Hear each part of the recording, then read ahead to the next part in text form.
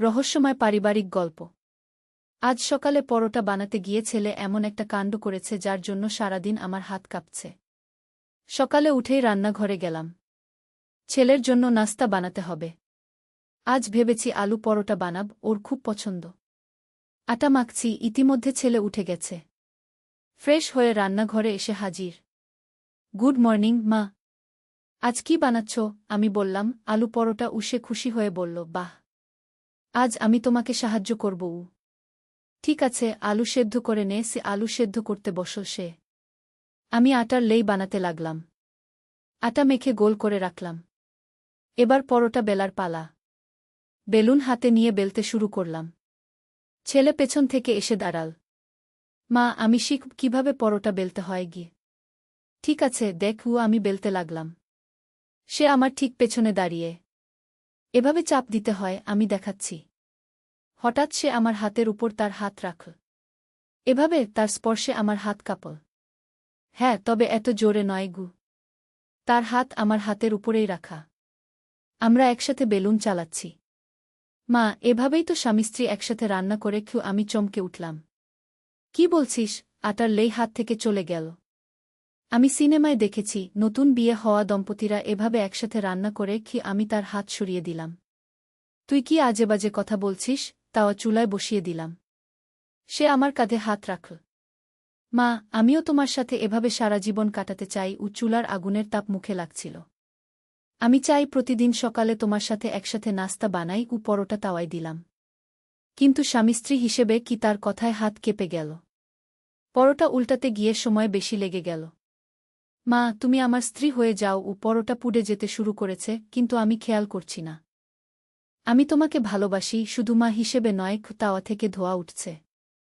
আমি চাই প্রতিদিন তোমার জন্য নাস্তা বানাই, তোমার সেবা করি। আমি তাকে ধাক্কা দিয়ে সরিয়ে দিলাম। পাগল হয়ে গেছিস? আমি তোর মা। পরোটা কালো হয়ে গেছে। চুলা বন্ধ করে দিলাম। মা, আমি জানি এটা অস্বাভাবিক। সে আমার দিকে এগিয়ে এল। কিন্তু আমার ভালোবাসা স্বাভাবিকের চেয়ে বেশি। রান্নাঘরের গরমে দমবন্ধ হয়ে আসছিল। বিয়ে করো আমাকে মা। আমি সেখান থেকে বেরিয়ে গেলাম। এই গল্পটি সম্পূর্ণ শুনলে আপনাদের পানি অটোমেটিক বের হয়ে যাবে। যত দ্রুত সম্ভব হাতের কাছে টিস্যু নিয়ে বসে পড়ুন। বিছানার চাদর যেন নষ্ট না হয় সেটা সম্পূর্ণ খেয়াল রাখার অনুরোধ জানিয়ে গল্পটি এখন শুরু করব। তার আগে সর্বশেষ অনুরোধ, দয়া করে এমন পানি বের করার গল্প নিয়মিত শুনতে আমাদের চ্যানেলটি সকলেই সাবস্ক্রাইব করুন। ধন্যবাদ। হ্যালো বন্ধুরা, আমার নাম রিমা দাস। আমার বয়স 40 বছর। আমার স্বামীর নাম সুমন দাস, বয়স 43 বছর। আমাদের 2 সন্তান, রাহুল আর পূজা। রাহুল 21 বছর বয়সী, ইউনিভার্সিটিতে পড়ে। পূজা 14 বছর বয়সী, স্কুলে যায়। এই ঘটনার পর আমি সারাদিন চিন্তা ছিলাম। রাহুলের এই অদ্ভুত কথাগুলো কেন বলেছে? সন্ধ্যায় যখন সুমন অফিস থেকে ফিরল, আমি তাকে সব বললাম। সুমন প্রথমে হেসে উড়িয়ে দিল। এসব ছেলেমানুষি। টিভিতে বেশি সিনেমা দেখে, তাই এমন কথা বলেছে। কিন্তু আমার মন থেকে সন্দেহ যাচ্ছিল না। রাতে খাওয়ার সময় রাহুল আমার দিকে এমনভাবে তাকাচ্ছিল যেন আমি তার প্রেমিকা। আমি অস্বস্তি বোধ করছিলাম। পূজা লক্ষ্য করে বলল, দাদা, তুমি কেন মার দিকে এভাবে তাকিয়ে আছো? রাহুল বলল, মা, আজ খুব সুন্দর লাগছে। সুমন হেসে বলল, হ্যাঁ, তোর মা সবসময় সুন্দর। কিন্তু রাহুলের চোখে যে ভাব দেখলাম, সেটা কোনো ছেলের মার প্রতি থাকে না। পরদিন সকালে আবার একই ঘটনা। রাহুল রান্নাঘরে এসে আমার খুব কাছে দাঁড়াল। মা, আজ আমার জন্য বিশেষ কিছু বানাবে? আমি বললাম, কি চাস? তোমার হাতের রান্না খেতে চাই। তুমি আমার জন্য বিশেষভাবে বানাও। তার কণ্ঠস্বরে একটা অন্যরকম ভাব। আমি অস্বস্তি বোধ করে বললাম, তুই স্কুলে যা। সে হেসে বলল, আজ স্কুল নেই। আমি সারাদিন তোমার সাথে কাটাবো। আমি দ্রুত রান্নাঘর থেকে বেরিয়ে গেলাম। বেডরুমে গিয়ে সুমনকে ফোন দিলাম। শুনো, রাহুলের ব্যবহার খুবই অদ্ভুত হয়ে গেছে। আমি ভয় পাচ্ছি। সুমন বলল, আমি দুপুরে বাড়ি আসছি। তুমি ততক্ষণ তার থেকে দূরে থাকো। দুপুরে সুমন এলো। রাহুলের সাথে কথা বলল। রাহুল বলল, বাবা, আমি মাকে ভালোবাসি। সুমন বলল, সেটা ভালো কথা। তুই তোর মাকে সম্মান করিস কি? রাহুল বলল, না বাবা, আমি মাকে একজন পুরুষের মতো ভালোবাসি। আমি চাই মা আমার স্ত্রী হয়ে যাক। সুমন রাগে লাল হয়ে গেল। কি বলছিস তুই? তুই তোর মাকে নিয়ে এসব ভাবিস? রাহুল শান্তভাবে বলল, বাবা, আমি সিরিয়াস। আমি মাকে বিয়ে করতে চাই। সুমন রাহুলের গালে একটা চড় দিল। পাগল হয়ে গেছিস? এসব কি আজেবাজে কথা? রাহুল গালে হাত দিয়ে বলল, বাবা, আমার মনের কথা বলেছি। আমি মাকে ভালোবাসি। সেদিন সন্ধ্যায় আমরা একটা পারিবারিক মিটিং করলাম। পূজা বুঝতে পারছিল না কি হচ্ছে। আমি রাহুলকে বললাম, বেটা, তুই কি বলছিস সেটা কি তুই জানিস? আমি তোর মা। তোকে গর্ভে ধরে 10 মাস পেটে রেখেছি। তোর জন্ম দিয়েছি। তুই আমার সন্তান। রাহুল বলল, মা, আমি সব জানি। কিন্তু আমার অনুভূতি পাল্টে গেছে। আমি তোমাকে একজন নারী হিসেবে দেখি। আমার কান্না পেয়ে গেল। কোথায় ভুল হল? আমি তোকে কিভাবে মানুষ করেছি? সুমন বলল, এসব অস্বাভাবিক চিন্তাভাবনা। আমাদের ডাক্তার দেখাতে হবে। রাহুল বলল, আমার কোনো সমস্যা নেই। আমি ঠিক আছি। পরদিন সকালে আরও অদ্ভুত ঘটনা ঘটল। আমি গোসল করছিলাম। হঠাৎ দরজায় নক। কে? জিজ্ঞেস করলাম। রাহুলের গলা। মা, আমি। কি চাস? তোমার সাথে কথা আছে গি। পরে বল। আমি গোসল করছি। মা, আমি ভেতরে আসতে পারি? আমি চমকে গেলাম। কি বলছিস? তুই পাগল হয়ে গেছিস? মা, আমি তো তোর স্বামী হতে চাই। স্বামী স্ত্রী তো একসাথে গোসল করে গি। আমি দ্রুত গোসল শেষ করে বেরিয়ে এলাম। রাহুল দরজার সামনে দাঁড়িয়ে। আমি তোয়ালে দিয়ে গা মুছছি। সে আমার দিকে এমনভাবে তাকিয়ে যেন আমি তার প্রেমিকা। রাহুল, তুই এখান থেকে যা। সে বলল, মা, তুমি কত সুন্দর। আমি তোমাকে দেখে থাকতে পারি। আমি দ্রুত রুমে গিয়ে দরজা লক দিলাম। সুমনকে ফোন করলাম। আজই ডাক্তারের কাছে নিয়ে যেতে হবে। সুমন বলল, হ্যাঁ, আমি অ্যাপয়েন্টমেন্ট নিয়েছি। ডাক্তারের কাছে গেলাম। ডাক্তার রাহুলের সাথে একা কথা বলল। পরে আমাদের বলল, এই ধরনের সমস্যা মানসিক। এডিপাস কমপ্লেক্স বলে একটা টার্ম আছে। ছেলেদের মায়ের প্রতি অস্বাভাবিক আকর্ষণ। তবে এত প্রবল হওয়া খুবই বিরল। আমি জিজ্ঞেস করলাম, এর চিকিৎসা আছে? ডাক্তার বলল, হ্যাঁ, কাউন্সেলিং আর মেডিকেশন দরকার। রাহুলের ট্রিটমেন্ট শুরু হল। কিন্তু প্রথম কয়েকদিন কোনো উন্নতি হল না, বরং আরও খারাপ হতে লাগল। সে আমার পেছনে পেছনে ঘুরত। আমি রান্নাঘরে গেলে সে যেত। আমি বারান্দায় গেলে সে যেত। আমি বলতাম, রাহুল, তুই আমাকে একটু একা থাকতে দে। সে বলত, মা, আমি তোমার কাছেই থাকতে চাই। একদিন রাতে আরও ভয়ানক ঘটনা। আমি ঘুমিয়েছিলাম। হঠাৎ মনে হলো কেউ আমার গায়ে হাত দিচ্ছে। চোখ খুলে দেখি রাহুল আমার বিছানায় বসে আছে। আমি চিৎকার করে উঠলাম, রাহুল, তুই এখানে কি করছিস? সে বলল, মা, আমার ঘুম আসছে না। তোমার পাশে শুতে চাই। আমি বললাম, পাগল হয়ে গেছিস? তোর বাবা ঘুমিয়ে আছে। সুমন জেগে গেল। কি হচ্ছে? রাহুল বলল, বাবা, আমি মার সাথে শুতে চাই। সুমন রেগে গিয়ে রাহুলকে জোর করে তার রুমে নিয়ে গেল। আমি সারারাত ঘুমাতে পারলাম না। ভাবছিলাম, কোথায় ভুল হল? কিভাবে আমার ছেলে এমন হয়ে গেল? পরদিন সকালে আরও অবাক করা ঘটনা। রাহুল আমার জন্য চা বানিয়ে এনেছে।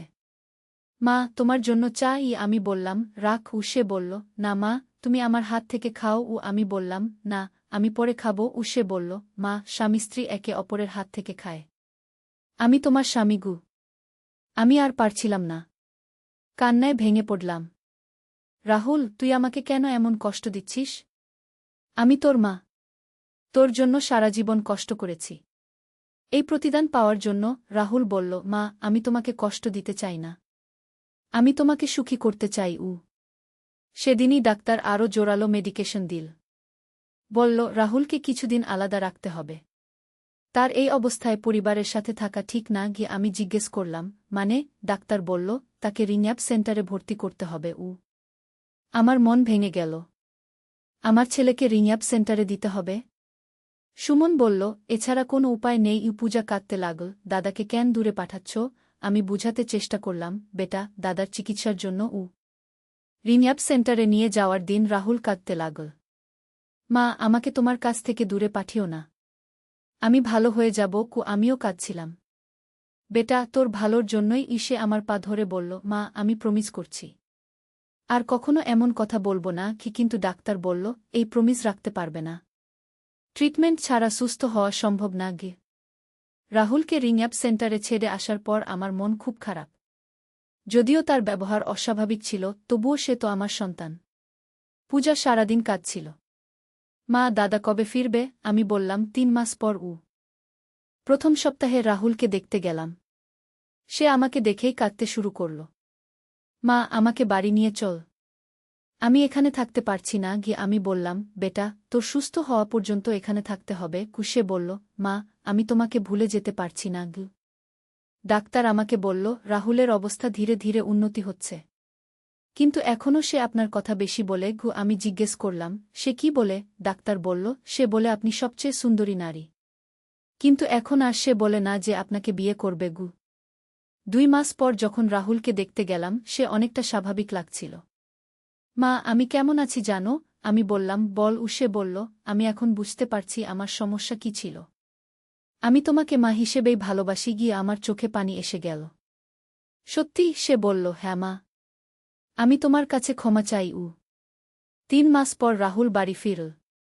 ডাক্তার বলল, রাহুল এখন ঠিক আছে, কিন্তু নিয়মিত ফলোআপ করতে হবে। বাড়িতে এসে রাহুল পূজাকে জড়িয়ে ধরল। পূজা, তোর দাদা ঠিক হয়ে গেছে। পূজা খুশিতে কাঁদতে লাগল। রাতে খাওয়ার টেবিলে বসে রাহুল বলল, মা, আমি তোর কাছে দুঃখিত। আমি তোমাকে কত কষ্ট দিয়েছি। আমি বললাম, সব ভুলে যা। তুই এখন ভালো আছিস। সুমন বলল, রাহুল, আমরা সবাই তোর জন্য প্রার্থনা করেছি। কিন্তু কয়েকদিন পর আবার অদ্ভুত কিছু লক্ষ্য করলাম। রাহুল আমার দিকে তাকালেই চোখ ফিরিয়ে নেয়। আমি যখন কোনো কাজ করি সে দূর থেকে দেখে। একদিন জিজ্ঞেস করলাম, রাহুল, তুই ঠিক আছিস তো? সে বলল, হ্যাঁ মা। কিন্তু তার চোখে মুখে কেমন যেন একটা ভাব। সেদিন রাতে সুমন অফিসের কাজে ঢাকা গেছে। পূজা বান্ধবীর বাড়িতে। শুধু আমি আর রাহুল। রাহুল আমার রুমে এসে বলল, মা, তোমার সাথে কথা আছে। আমি বললাম, বল। সে বলল, মা, আমি কি সত্যিই ভালো হয়ে গেছি? আমি বললাম, কেন? তোর কি মনে হচ্ছে? সে বলল, আমি এখনও তোমাকে অন্যভাবে দেখি। আমার বুক দুরুদুরু করতে লাগল। কি মানে? জিজ্ঞেস করলাম। সে বলল, মা, আমি ডাক্তারের সামনে মিথ্যা বলেছি। আমার অনুভূতি পাল্টায়নি। আমি ঘাবড়ে গিয়ে বললাম, কি বলছিস? সে বলল, আমি তোমাকে এখনও ভালোবাসি। তবে এবার আমি কিছু বলবো না। আমি উঠে যেতে চাইলাম।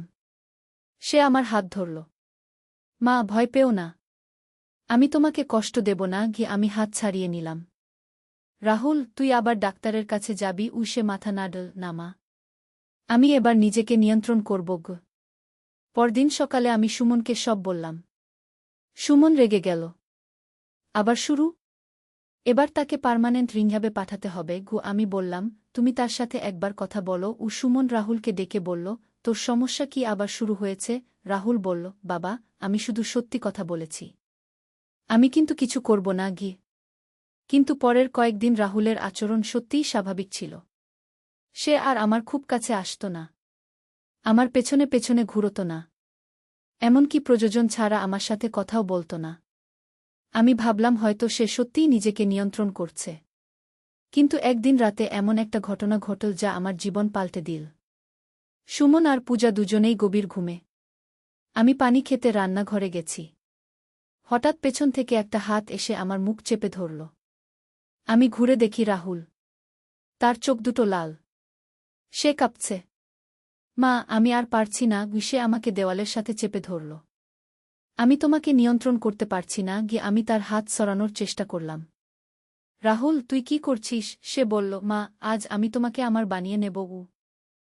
আমি চিৎকার করার চেষ্টা করলাম, কিন্তু তার হাত মুখে চেপে রাখায় পারলাম না। সে আমার গায়ে হাত দিতে চাইল।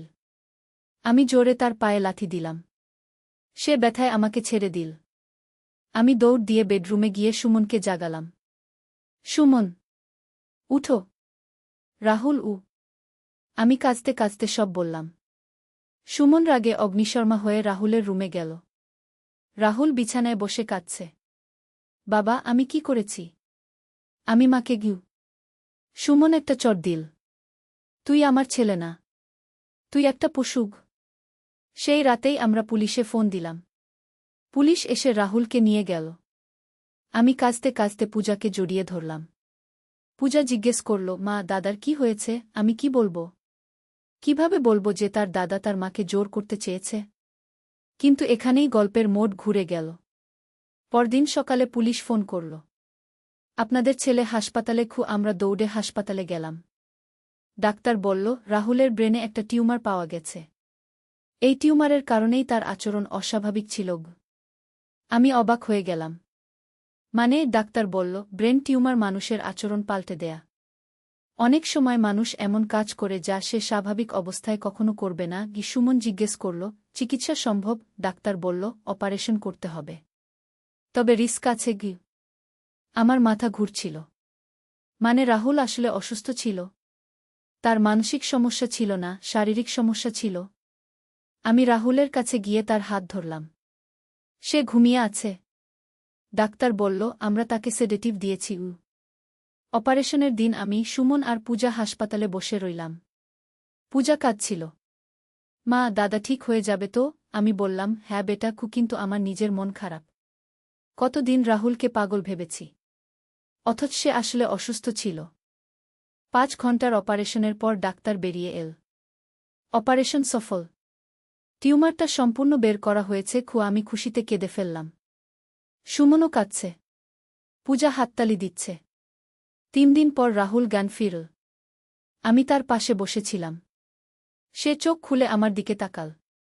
মা, আমি বললাম, হ্যাঁ বেটা। সে বলল, মা, আমার মাথায় কি হয়েছে? ডাক্তার এসে সব বুঝিয়ে দিল।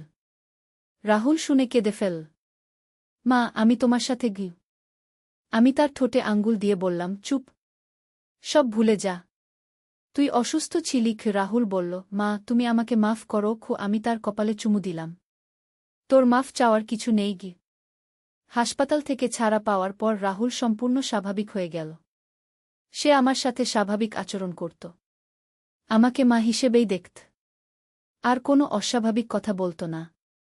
একদিন রাহুল আমার কাছে এসে বলল, মা, আমি একটা মেয়ের প্রেমে পড়েছি। আমি খুশি হয়ে বললাম, সত্যি? কে সে? রাহুল বলল, আমার ক্লাসমেট। নাম রিয়া। আমি বললাম, কবে আনবি বাড়িতে? রাহুল লজ্জা পেয়ে বলল, শীঘ্রই।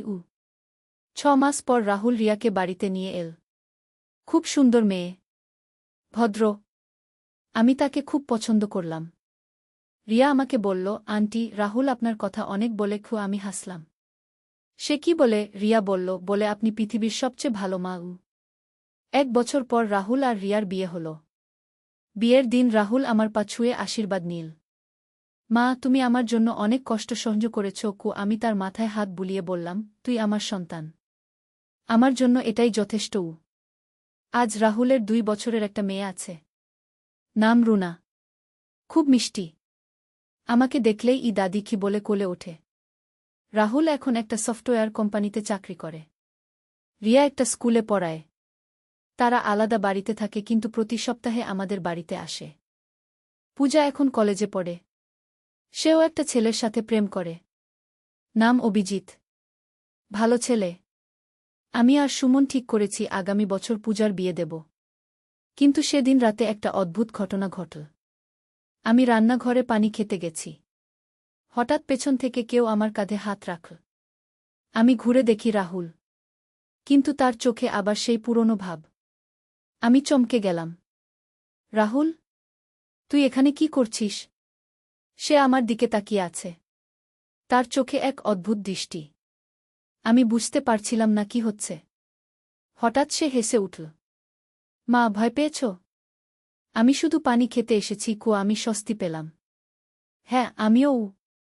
কিন্তু সে যেতে যেতে বলল, মা, তুমি কিন্তু এখনো খুব সুন্দর। আমার গা কাঁপল। এই কথাটা সে আগেও বলেছিল। আমি তাকে জিজ্ঞেস করতে চাইলাম, কিন্তু সে চলে গেছে। পরদিন সকালে দেখি রাহুল স্বাভাবিক। কোনো অদ্ভুত কথা বলল না। আমি ভাবলাম হয়তো আমার ভুল হয়েছে। কিন্তু কয়েকদিন পর আবার। এবার আমি স্নান করছি।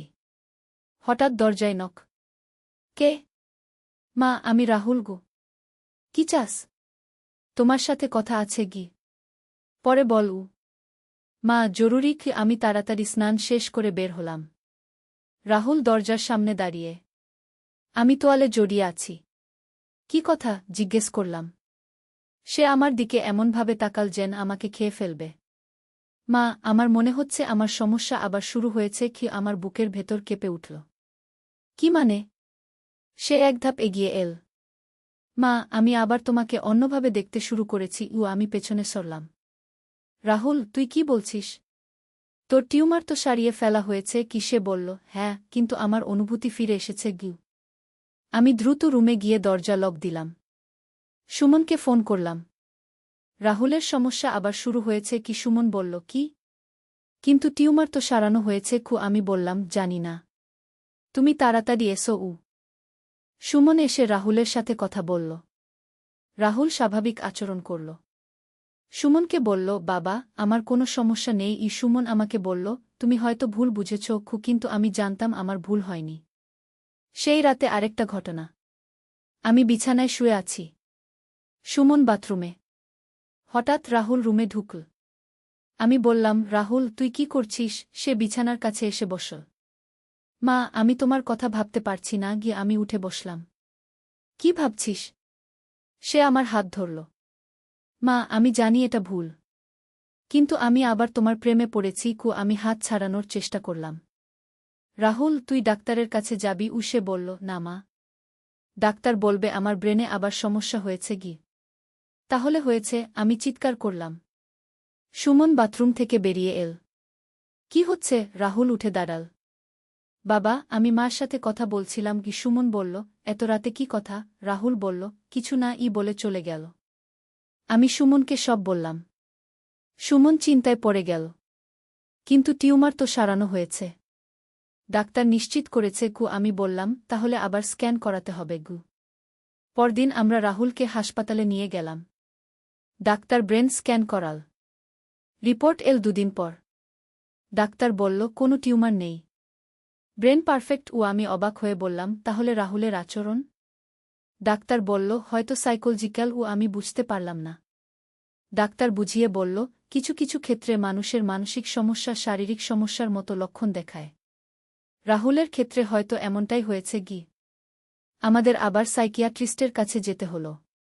সাইকিয়াট্রিস্ট বলল, রাহুলের এডেপাস কমপ্লেক্স এর সমস্যা আগে থেকেই ছিল। টিউমারের কারণে আরও বেড়ে গিয়েছিল। এখন টিউমার সারলেও মানসিক সমস্যা রয়ে গেছে। এবার আরও জটিল চিকিৎসা শুরু হল। রাহুলকে প্রতিদিন কাউন্সেলিং যেতে হতো। ওষুধও খেতে হতো। কিন্তু এবারও কোনো উন্নতি হল না, বরং আরও খারাপ হতে লাগল। একদিন রাহুল আমার কাছে এসে বলল, মা, আমি বিয়ে করব না। আমি অবাক হয়ে বললাম, কেন? রিয়ার কি হবে? সে বলল, রিয়াকে ছেড়ে দেব। আমি শুধু তোমার সাথে থাকতে চাই। আমার মাথায় বজ্রপাত হল। তুই কি বলছিস? রিয়ার সাথে রাহুলের বিয়ে ভেঙে গেল। রিয়া কাঁদতে কাঁদতে বলল, আন্টি, রাহুল আমাকে বলেছে সে আরেকজনকে ভালোবাসে। আমি কি বলবো? যে আমার ছেলে তার মাকে ভালোবাসে? এদিকে পূজাও লক্ষ্য করতে শুরু করল। একদিন সে আমাকে বলল, মা, দাদার আচরণ খুব অদ্ভুত। আমি বললাম, কি দেখেছিস? পূজা বলল, দাদা তোমার ছবি তার রুমে টানিয়ে রেখেছে। আর সেই ছবির সামনে বসে কথা বলে। আমি রাহুলের রুমে গিয়ে দেখি আসলেই আমার একটা ছবি দেওয়ালে টাঙানো। আমি রাহুলকে জিজ্ঞেস করলাম, এটা কেন? সে বলল, মা, আমার ভালো লাগে। আমি ছবিটা নামিয়ে ফেললাম। সে কাঁদতে শুরু করল। অবস্থা আরও খারাপ হতে লাগল। রাহুল আমার পেছনে পেছনে ঘুরত। আমি বাজারে গেলে সেও যেত। আমি বান্ধবীর বাড়ি গেলে সেও যেত। আমি বললাম, তুই কেন সর্বক্ষণ আমার পেছনে পেছনে থাকিস? সে বলল, মা, তোমাকে একা ছাড়তে ভয় লাগে। একদিন আমার এক বান্ধবী বলল, রিমা, তোর ছেলের আচরণ ঠিক নেই। সে তোর দিকে এমনভাবে তাকায় যেন তুই তার বউ। আমি লজ্জায় মরে যেতে চাইলাম। পাড়ার লোকেরা কথা বলতে শুরু করেছে। এই অবস্থায় আমি আর সুমন একটা কঠিন সিদ্ধান্ত নিলাম। রাহুলকে আলাদা করতে হবে। কিন্তু সে রাজি হবে না। তাই আমরা তাকে বললাম ঢাকায় চাকরি খুঁজে দেব। রাহুল বলল, আমি ঢাকা যাব না। আমি মার কাছে থাকব। আমি বললাম, বেটা, তোর ভবিষ্যতের জন্য। সে বলল, আমার ভবিষ্যৎ মানে তুমি? তোমাকে ছাড়া আমি কোথাও যাব না। কিন্তু আমরা জোর করে তাকে ঢাকায় পাঠিয়ে দিলাম। একটা বন্ধুর রেফারেন্সে চাকরিও হয়ে গেল। রাহুল কাঁদতে কাঁদতে চলে গেল। মা, আমি তোমাকে ছাড়া বাঁচতে পারব না। আমিও কাঁদছিলাম কিন্তু বুঝতে পারছিলাম এটাই সবার ভালোর জন্য। ঢাকা যাওয়ার পর রাহুল প্রতিদিন ফোন করত। মা, আমি তোমাকে মিস করছি। কবে দেখতে আসব? আমি বললাম, চাকরিতে ভালো করে সেটেল হও, তারপর আসিস। কিন্তু সে প্রতি সপ্তাহে বাড়ি চলে আসত। 1 বছর পর রাহুল ঢাকায় আরেকটা মেয়ের সাথে প্রেম করল। নাম সাদিয়া। আমি খুশি হলাম। ভাবলাম হয়তো এবার সে স্বাভাবিক হবে। কিন্তু 3 মাস পরই সাদিয়ার সাথে ব্রেকআপ হয়ে গেল। কারণ জিজ্ঞেস করলে বলল, সাদিয়া তোমার মতো না গি। আমার মাথায় হাত। এই ছেলে কখন স্বাভাবিক হবে? আর কতদিন এই সমস্যা চলবে? আমি ভাবতে লাগলাম আমি কি ভুল করেছি যে আমার ছেলে এমন হয়েছে। কিন্তু এরপর যা হলো সেটা আরও অবাক করা। রাহুল হঠাৎ আর ফোন করা বন্ধ করে দিল। 1 সপ্তাহ কোনো খবর নেই। আমি চিন্তিত হয়ে তার রুমমেটকে ফোন করলাম। রুমমেট বলল, আন্টি, রাহুল গত সপ্তাহে অফিস থেকে ছুটি নিয়েছে। কোথায় গেছে জানি না গি। আমার বুক কাঁপতে লাগল। রাহুল কোথায়? নূরের আলো। একটি ইসলামিক গল্প। প্রথম অধ্যায়। শুরুর কথা। বাগদাদের এক ছোট গলিতে বাস করতেন আব্দুল্লাহ নামে এক দরিদ্র কাঠমিস্ত্রি। তার স্ত্রী ফাতিমা এবং 10 বছরের ছেলে নূর। যদিও তাদের ঘরে সচ্ছলতা ছিল না, কিন্তু ছিল অগাধ ভালোবাসা এবং আল্লাহর প্রতি অটুট বিশ্বাস। আব্দুল্লাহ প্রতিদিন ভোরে ফজরের নামাজ পড়ে কাজে বের হতেন। তার হাতের কাজ ছিল খুবই সুন্দর, কিন্তু দারিদ্র্যের কারণে তিনি ভালো দামে কাজ পেতেন না। তবুও তিনি কখনো অসৎ পথ বেছে নেননি। বেটা নূর, তিনি ছেলেকে বলতেন, দুনিয়ায় যত কষ্টই আসুক, আল্লাহর উপর ভরসা রাখবে। হালাল রুজি করবে, মানুষের উপকার করবে গি। নূর ছিল অত্যন্ত মেধাবী এবং ধার্মিক ছেলে। সে কুরআন শরীফ পড়তে পারত এবং প্রতিদিন 5 ওয়াক্ত নামাজ পড়ত। স্কুলে তার পড়াশোনা ভালো হলেও পরিবারের আর্থিক অবস্থার কারণে উচ্চশিক্ষার স্বপ্ন দেখা তার জন্য কঠিন ছিল। এক শীতের সকালে আব্দুল্লাহ কাজ খোঁজার জন্য শহরের বাজারে গিয়েছিলেন। সেখানে তিনি দেখলেন একজন ধনী ব্যবসায়ী তার দোকানের সামনে দাঁড়িয়ে আছেন। তার নাম ছিল উমর আলতাজির। তিনি একজন কাঠের আলমারি বানানোর জন্য কারিগর খুঁজছিলেন। আমি পারি, আব্দুল্লাহ বিনয়ের সাথে বললেন। কি ধরনের আলমারি চান? উমর তাকে ওপর থেকে নিচে দেখলেন। তুমি ভালো কাজ জানো? আমার দামি কাঠের উপর কাজ হবে। আল্লাহর নামে শুরু করে যা বানাই সেটা মন দিয়েই বানাই, আব্দুল্লাহ উত্তর দিলেন। উমর তাকে কাজটি দিলেন। 10 দিনের কাজ, মজুরি 50 দিনার। আব্দুল্লাহর কাছে এটা ছিল বিশাল একরকম পাওয়া। দ্বিতীয় অধ্যায়। পরীক্ষার শুরু। আব্দুল্লাহ পুরো মনোযোগ দিয়ে কাজ শুরু করলেন। প্রতিদিন ফজরের নামাজের পর তিনি কাজে বসতেন এবং মাগরিব পর্যন্ত কাজ করতেন। তার হাতের কাজ দেখে উমরের দোকানের অন্য কর্মচারীরাও অবাক হয়ে গেল। কাজের 5ম দিনে আব্দুল্লাহ আবিষ্কার করলেন যে কাঠের ভিতরে কিছু একটা লুকানো আছে। কাঠ কাটতে গিয়ে তিনি একটি ছোট থলি পেলেন। থলির মধ্যে ছিল 50টি সোনার মোহর। আব্দুল্লাহ অবাক হয়ে গেলেন। এত টাকা তিনি জীবনে কখনো দেখেননি। একটা মুহূর্তের জন্য তার মনে এল, এই টাকা দিয়ে নূরের পড়াশোনার খরচ চালানো যাবে।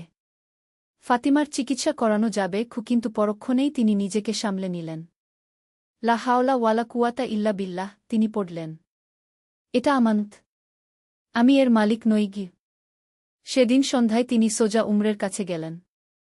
সাহেব, কাঠের ভেতর এই থলিটি পেয়েছি। এটা আপনার। উমর থলিটি দেখে চমকে গেলেন। এটা এটা তুমি কোথায় পেলে? কাঠ কাটতে গিয়ে ভিতরে পেয়েছি। এটা নিশ্চয়ই আপনার বা কাঠের আগের মালিকের গু। উমর কিছুক্ষণ চুপ করে থাকলেন। তারপর বললেন, আব্দুল্লাহ, এই টাকা তুমি রাখতে পারতে। কেউ জানত না গি। আল্লাহ জানতেন, আব্দুল্লাহ উত্তর দিলেন। আর আমার ছেলেকে আমি যে শিক্ষা দিয়েছি, নিজেই যদি সেটা না মানি, তাহলে তার কি জবাব দেব? এই ঘটনার পর উমরের মনে আব্দুল্লাহর প্রতি বিশেষ শ্রদ্ধাবোধ জন্মাল। তৃতীয় অধ্যায়। বিশ্বাসের পুরস্কার। আলমারির কাজ শেষ হওয়ার পর উমর আব্দুল্লাহকে ডাকলেন। তোমার কাজ দেখে আমি অভিভূত। তুমি আমার দোকানে স্থায়ী কাজ নাও। মাসিক বেতন 100 দিনার। আব্দুল্লাহ বিস্মিত হয়ে বললেন, কিন্তু সাহেব, এত টাকা আমি নিতে পারব না। আমি তো শুধু একজন সাধারণ কাঠমিস্ত্রি। না, উমর বললেন, তুমি একজন সততার প্রতীক। আমার ব্যবসায় এমন মানুষের দরকার। তিনি একটু থেমে বললেন, আর সেই সোনার মোহরগুলো তুমি রাখো। সেগুলো তোমারই মেগাওয়াঘে। কিন্তু সাহেব। শোনো আব্দুল্লাহ, এই সোনার মোহরগুলো আমিই কাঠের ভেতরে লুকিয়ে রেখেছিলাম। এটা ছিল তোমার সততার পরীক্ষা। বহু কারিগর এসেছে আগে, কেউ এই পরীক্ষায় উত্তীর্ণ হয়নি। তুমিই প্রথম যে আমানত ফিরিয়ে দিয়েছ। আব্দুল্লাহর চোখে পানি এসে গেল। আল্লাহু আকবার! আল্লাহ তাআলা সত্যই বলেছেন, যে তার উপর ভরসা রাখে, তার জন্য তিনি রাস্তা বের করে দেন। সেদিন থেকে আব্দুল্লাহর জীবনে এক নতুন মোড় এল। তিনি উমরের দোকানে কাজ শুরু করলেন। উমর তাকে শুধু কাঠের কাজই নয়, ব্যবসায়ের অন্যান্য দিকগুলোও শেখালেন। নূরের পড়াশোনার পথ মসৃণ হয়ে গেল। ফাতিমার চিকিৎসা হল। কিন্তু সবচেয়ে বড় পরিবর্তন এল তাদের জীবনযাত্রায়। যদিও এখন তাদের কাছে অর্থ ছিল, তবুও তারা আগের মতোই সরল জীবনযাপন করতে থাকলেন। বেশি অর্থ দিয়ে তারা গরিব মানুষদের সাহায্য করতে লাগলেন। চতুর্থ অধ্যায়, নূরের শিক্ষা। বছর খানেক পর নূর বাবার কাছে এসে বলল, বাবা, আমি বুঝি না। আমাদের প্রতিবেশী কারিম চাচা প্রতিদিন অভিযোগ করেন যে আল্লাহ তার প্রতি ন্যায়বিচার করেননি। তিনি বলেন, সৎ থাকার কোনো লাভ নেই। আর দেখুন আমাদের কি অবস্থা, আল্লাহ আমাদের এত কিছু দিয়েছেন। আব্দুল্লাহ ছেলেকে কাছে টেনে নিয়ে বললেন, বেটা, কারিম চাচার সাথে একদিন কথা বলেছি। তিনি আমাকে বলেছিলেন যে গত বছর তিনি তার দোকানে ভেজাল জিনিস বিক্রি করেছিলেন বেশি লাভের জন্য। কয়েক মাস আগে তিনি একজন গরিব মানুষকে ধোঁকা দিয়ে তার জমি কিনে নিয়েছিলেন। নূর বলল, কিন্তু বাবা, তিনি তো নামাজ পড়েন, রোজা রাখেন। হ্যাঁ বেটা, কিন্তু ইসলাম শুধু ইবাদত নয়। আমাদের লেনদেন, ব্যবহার, মানুষের সাথে ব্যবহার, সব কিছুই ইসলামের অংশ। আল্লাহ বলেছেন, তোমরা সততার সাথে মাপ দাও এবং ওজন কর। অন্যের হক নষ্ট কর না। নূর গভীর মনোযোগের সাথে শুনছিল। আব্দুল্লাহ চালিয়ে গেলেন, দেখো বেটা, আল্লাহর রহমত অনেক বিস্তৃত। কিন্তু তার ন্যায়বিচারও নিখুঁত। কারিম চাচার জীবনে কষ্ট আছে, এটা সত্য, কিন্তু সেটা তার নিজের কর্মেরই ফল হতে পারে। আমরা তার জন্য দোয়া করব, তাকে সৎ পথে আনার চেষ্টা করব।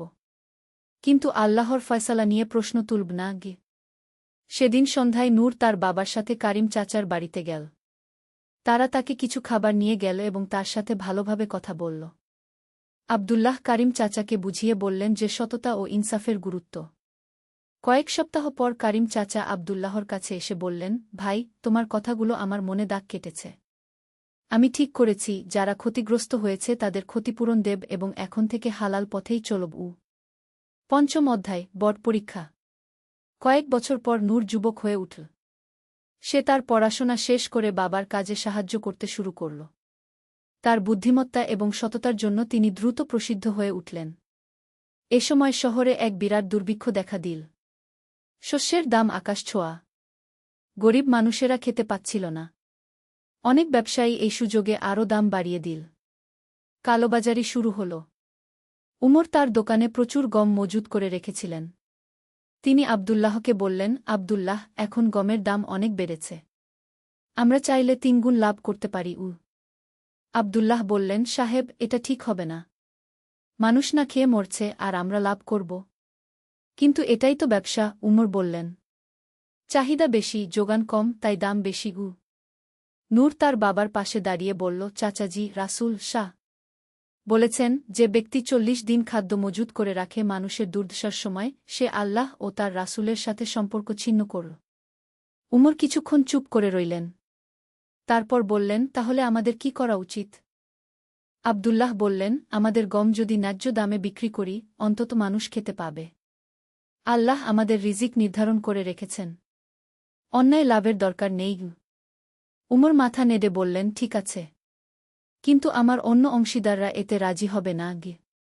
তাহলে আমি আমার অংশের গম নিয়ে নিব, আব্দুল্লাহ বললেন। উমর একটু ভেবে বললেন, না আব্দুল্লাহ, তুমি আমার চোখ খুলে দিয়েছ। আমি সব গম ন্যায্য দামে বিক্রি করব। বরং কিছু অংশ বিনামূল্যে বিতরণ করব গরিবদের মধ্যে। এই ঘটনার পর শহরের মানুষ আব্দুল্লাহ ও নূরের প্রশংসা করতে লাগল। কিন্তু তারা বিনয়ের সাথে বলতেন, আমরা শুধু আল্লাহর হুকুম মানছি। ষষ্ঠ অধ্যায়, নূরের বিয়ে। সময় গড়িয়ে গেল। নূর এখন 25 বছরের যুবক। আব্দুল্লাহ এবং ফাতিমা তার বিয়ের কথা চিন্তা করতে শুরু করলেন। শহরের এক ধর্মপ্রাণ পরিবারে আয়েশা নাম্নী এক মেয়ে ছিল। সে খুবই সুন্দরী, শিক্ষিত এবং ধার্মিক। তার বাবা হাসান ইবনে আলী একজন বিচারক ছিলেন। একদিন হাসান আব্দুল্লাহর কাছে এসে বললেন, আমি তোমার ছেলের সুনাম শুনেছি। আমি চাই আমার মেয়ের সাথে তার বিয়ে দিতে। আব্দুল্লাহ খুব খুশি হলেন। কিন্তু তিনি বললেন, হাসান ভাই, আমি তো একজন গরিব মানুষ। আপনার মেয়ে অনেক ভালো ঘরের। আব্দুল্লাহ হাসান বললেন, আমি ধনসম্পদ নয়, চরিত্র দেখি। তোমার ছেলের মতো চরিত্রবান ছেলে এ শহরে খুব কমই আছে গি। বিয়ের প্রস্তাব নিয়ে আব্দুল্লাহ নূরের সাথে কথা বললেন। নূর বলল, বাবা, আপনি যা ভালো মনে করেন গু। বিয়ের আয়োজন খুবই সাধারণভাবে করা হল। ইসলামী নীতি অনুযায়ী অপ্রয়োজনীয় খরচ এড়িয়ে চলা হল। কিন্তু পুরো শহরের মানুষ এই বিয়েতে অংশগ্রহণ করল। কারণ এই পরিবার সবার কাছে ছিল প্রিয়। বিয়ের পর নূর এবং আয়েশা খুশি জীবনযাপন করতে লাগল। আয়েশাও ছিল তার স্বামীর মতোই ধর্মভীরু এবং মানুষের সেবায় নিয়োজিত। সপ্তম অধ্যায়, নেতৃত্বের পরীক্ষা। কয়েক বছর পর শহরে এক অদ্ভুত সমস্যা দেখা দিল। বিভিন্ন ব্যবসায়ীদের মধ্যে মতবিরোধ হতে থাকল। কেউ বলত এক দাম, কেউ বলত অন্য দাম। কেউ মানত না কারো কথা। এতে করে সাধারণ মানুষ ভুগতে লাগল। শহরের প্রবীণরা একদিন মিলিত হয়ে সিদ্ধান্ত নিলেন যে একজন সৎ এবং বিচক্ষণ ব্যক্তিকে বাজারের তদারকির দায়িত্ব দিতে হবে। সবার নাম উঠল নূরের। কিন্তু আমি কি পারব? নূর দ্বিধায় পড়ল। আব্দুল্লাহ ছেলেকে বললেন, বেটা, আল্লাহ যখন কোনো দায়িত্ব দেন তখন সেটা পালন করার শক্তিও দেন। তুমি যদি সবার কল্যাণের জন্য কাজ করো, আল্লাহ তোমাকে সাহায্য করবেন গ। নূর শেষ পর্যন্ত দায়িত্ব নিলেন। তিনি সবার সাথে বসে একটি ন্যায্য নীতিমালা তৈরি করলেন। যে নীতি অনুসরণ করলে কেউ ঠকবে না, আবার ব্যবসায়ীরাও ন্যায্য লাভ করতে পারবে। কিন্তু কিছু অসৎ ব্যবসায়ী এই নিয়মে খুশি হল না। তারা নূরের বিরুদ্ধে ষড়যন্ত্র করতে শুরু করল। একদিন তারা নূরের কাছে এসে বলল, নূর, তুমি যদি আমাদের সাথে যোগ দাও, আমরা তোমাকে অনেক টাকা দেব। তুমি চোখ বন্ধ করে রাখবে আমাদের কাজে গু। নূর দৃঢ়ভাবে বলল, আমি আল্লাহর ভয়ে এই দায়িত্ব নিয়েছি। আমি কারো অন্যায়ে সাহায্য করব না গি। এরপর তারা হুমকি দিতে শুরু করল। কিন্তু নূর বিচলিত হল না। তিনি তার কাজ চালিয়ে গেলেন। অষ্টম অধ্যায়, বিপদ এবং সবর। একদিন রাতে নূর ঘরে ফিরছিল। পথে কয়েকজন মুখোশধারী তাকে আক্রমণ করল। তারা তাকে মারধর করে বলল, আমাদের কাজে বাধা দেওয়া বন্ধ করু। নূর আহত অবস্থায় বাড়ি পৌঁছ। আয়েশা এবং আব্দুল্লাহ খুব চিন্তিত হয়ে পড়লেন। বেটা, তুমি এই দায়িত্ব ছেড়ে দাও, আব্দুল্লাহ বললেন। তোমার জীবনের ঝুঁকি নিয়ে কাজ করার দরকার নেই গি। কিন্তু নূর বলল, বাবা, আমি যদি ভয় পেয়ে পিছিয়ে যাই তাহলে ন্যায়ের কি হবে? মানুষ কি করবে? আয়েশা ছোট্ট করে বলল, আমি তোমার পাশে আছি। যা ঠিক সেটাই করো। পরদিন নূর আবার কাজে গেল। তার শরীরে ব্যথা, কিন্তু মনে দৃঢ়তা। এই ঘটনার কয়েকদিন পর একটি অদ্ভুত ব্যাপার ঘটল। অসৎ ব্যবসায়ীদের মধ্যে একজন, যার নাম জাকির, নূরের কাছে এসে ক্ষমা চাইল। নূর ভাই, সে বলল, আমি অনুতপ্ত। আমার ছোট ছেলে গত সপ্তাহে অসুস্থ হয়েছিল। ডাক্তারের কাছে নিয়ে যাওয়াট।